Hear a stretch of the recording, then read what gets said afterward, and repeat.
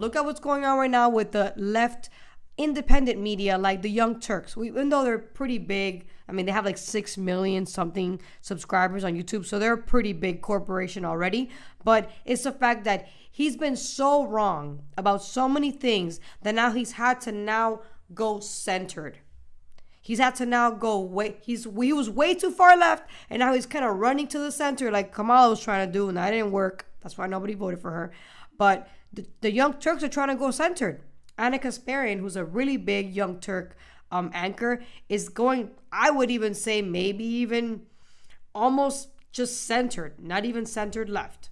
She's almost going just centered. And I wouldn't even be surprised if she goes a little bit right, because they're realizing that their policies, the way they were viewing the country was just wrong.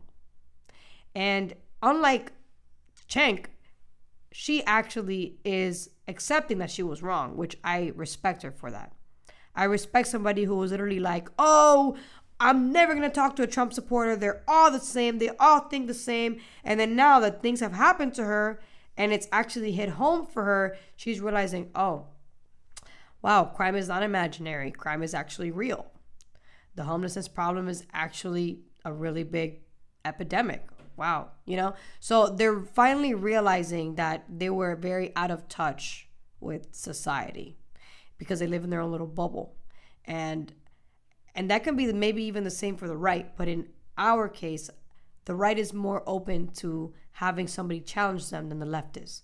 And that's been like that for a long time. So now I think because the media is going downhill, the left has no choice but to go and actually have to compete with the right. And the viewers are going to decide who has the better perspective, who has the better idea, who has the better argument. And that is capitalism, ladies and gentlemen.